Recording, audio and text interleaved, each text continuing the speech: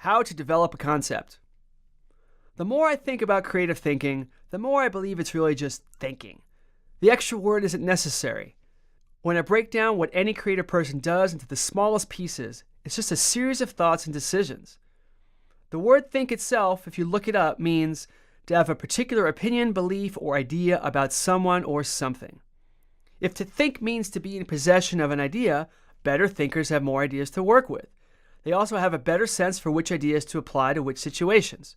Taking the word creative out of the whole mess simplifies things dramatically. It also reveals that if someone doesn't have enough working brain cells for regular thinking, they're probably not going to do all that well with the creative kind either. Problem solving is perhaps my favorite term of all, if I have to use one. Problem solving implies there is a specific target, a problem, to guide our thinking. The chosen problem might be to paint an inspiring mural for the town square, or simply fix a leaky kitchen faucet. It could also be to invent a new kind of faucet that never leaks. Any dream or situation can be described as a problem to be solved, and the more ambitiously you define the problem, the more ambitious the kinds of thoughts that you're going to need to try and solve it.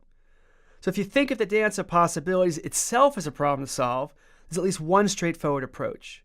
Since you can't explore every possibility, the challenge, especially early on in a project, is to explore the ones that will teach you the most.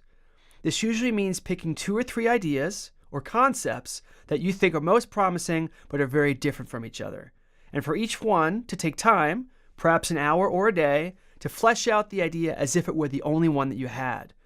Those investments of effort will teach you much about all of the other ideas and help you decide what the next dance step should be.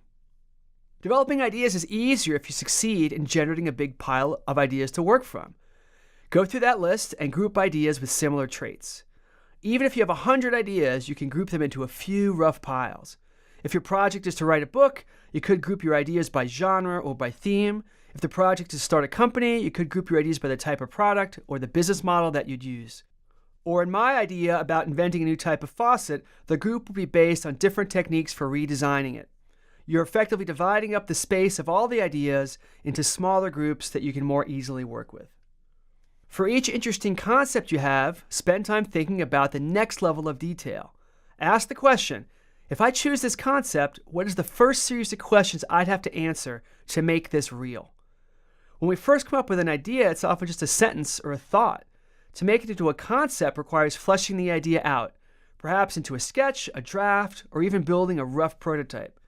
In some cases, you might just have a list of questions to research.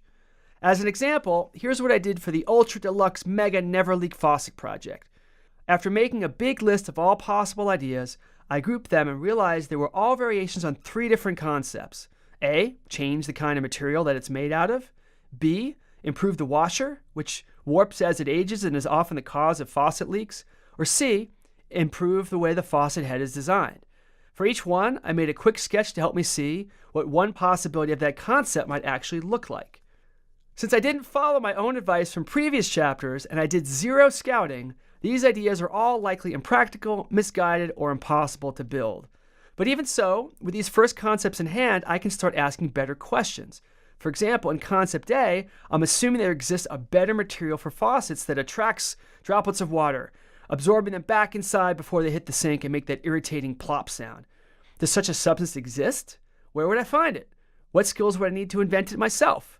And in each question, there is more scouting to do to find the answer. I could also show the concepts to a plumber or some other expert and listen to their feedback. Or I could go take a kitchen faucet apart myself and understand better how it works. I'd likely realize, with some actual real-world information, that my concept C was entirely useless and abandon it. And then if I applied some of the idea generation methods from earlier in this book, I'd quickly find new ideas for variations. Instead of just concept A, I'd end up with A1, A2, A3, and A4. B would become B1, B2, B3, and B4. I'd probably also have more knowledge and could come up with concepts D, E, and maybe even F. Suddenly, J.K. Rowling's 5 notebooks worth of pages filled with words starting with Q doesn't seem like so many. For even a simple problem, there are a tremendous number of ways to consider solving it. Developing an idea into a concept is simply a matter of adding the next level of detail to each promising option, which allows you to ask the next level of detailed questions. Some of the answers you find will clarify that the idea can't work, and you'll abandon that path, helping you on the dance of possibilities. Others will reveal new paths to consider, and the idea space will get wider if you decide that they're worthy of more of your time.